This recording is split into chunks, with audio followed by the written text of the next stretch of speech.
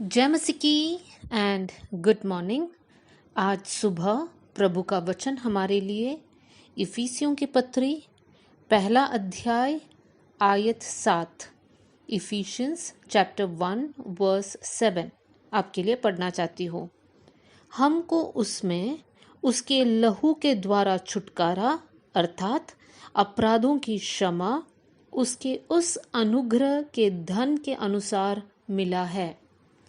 पिछले 3 दिनों से हमें स्वर्गीय स्थानों में कौन कौन सी आत्मिक आशीषें मिला है, इस विषय पर हम लोग सीख रहे हैं। हमने ये सीखा कि प्रभु ने हमें चुना है, ये हमारा पहला आत्मिक आशीष है। दूसरा ये था कि परमेश्वर ने हमें पवित्र और निर्दोष ठहराया है। और तीसरा ये था कि प्रभु ने हमें अपना लेपालक पुत्र और पुत्रिया बनाया है।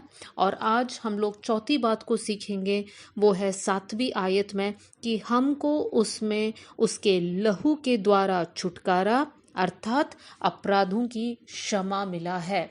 हम लोग सब जानते हैं कि यीशु मसीह ने कलवरी क्रूस पर हमारे लिए मरा, ताकि हम जब विश्वास करेंगे हमारे हरेक अपराध प्रभु माफ कर देगा।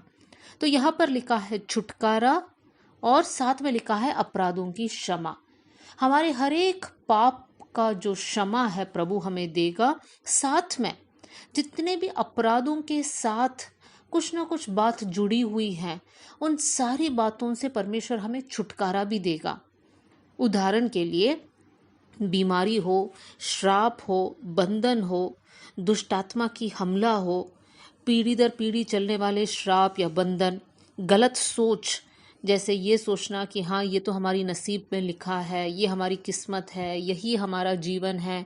इस प्रकार के गलत सोच से प्रभु हमें छुटकारा देगा, भय से प्रभु हमें छुटकारा देगा। मेरे प्रियो, हम में जितनी भी शैतानी बात है जो हमको हमला कर सकता है, उन सारी बातों से परमेश्वर का लहू हमें छुटकारा देगा। हम लोग कितने धन्य लोग हैं, कितना एक धन्य आत्मिक आशीष हमने पाया है। ये आशीष हम लोग पैसों से कहीं भी खरीद नहीं सकता, या कहीं और से हम लोग इसको पा नहीं सकते हैं। ये सिर्फ परमेश्वर की ओर से ही हमें मिलता है।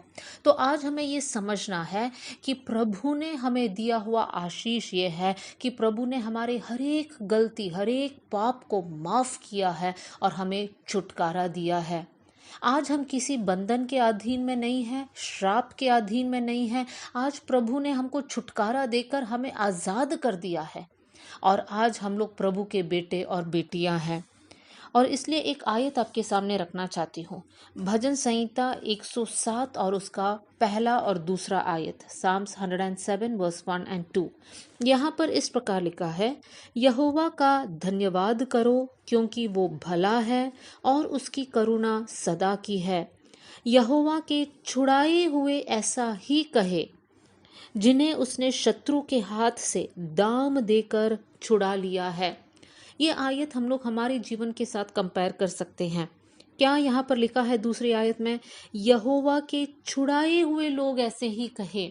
जो लोग परमेश्वर से छुटकारा पाया है वो लोग ऐसे कहे। कैसे कहे? उसकी पहली आयत में, यहोवा का धन्यवाद करो क्योंकि वो भला है और उसकी करुणा सदा की है।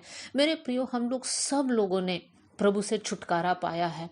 हम में से कोई भी ये नहीं कह सकता कि मुझे छुटकारा की ज़रूरत ही नहीं है। हमारे हरेक पीढ़ी दर पीढ़ी चलने वाली श्राप, बंधन, गलत सोच, गलत आदतें, हर एक चीज से परमेश्वर ने हमें छुटकारा दिया है। और इसलिए हमारा फर्ज बनता है कि हम निरंतर ये कहें कि परमेश्वर भला है और उसकी करुणा सदा की है। इन बातों को याद कर कर हमें परमेश्वर को धन्यवाद देना है। आज मैं और आप साधारण लोग नहीं हैं, लेकिन हम ऐसे लोग हैं जिनकी हर एक अपराध क्षमा किया हुआ है और जिन्होंने छुटकारा पाया है। आइए मेरे प्रिय भाई बहनों, हम लोग प्रार्थना करें, प्रभु को धन्यवाद दें। स्वर्गीय पिता, आज का वचन के लिए मैं धन्यवाद करती हूँ प्रभु जी। थैंक यू परमेश्वर कि स्वर्गीय स्थानों में आपने हमें आत्मिक आशीषों से भरा है प्रभु जी। हम इस लायक नहीं थे, लेकिन प्रभु आपका प्रेम हम तक पहुँचा और हमें बदल दिया, इसलिए हम धन्यवाद करते हैं परमेश्वर पिता।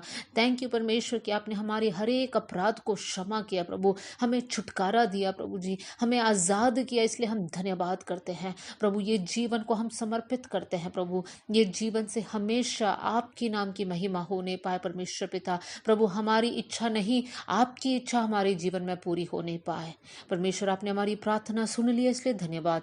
आदर और महिमा आपको देते हुए यीशु के नाम से हम मांगते हैं, आमेन। God bless you all. जय मसीह की।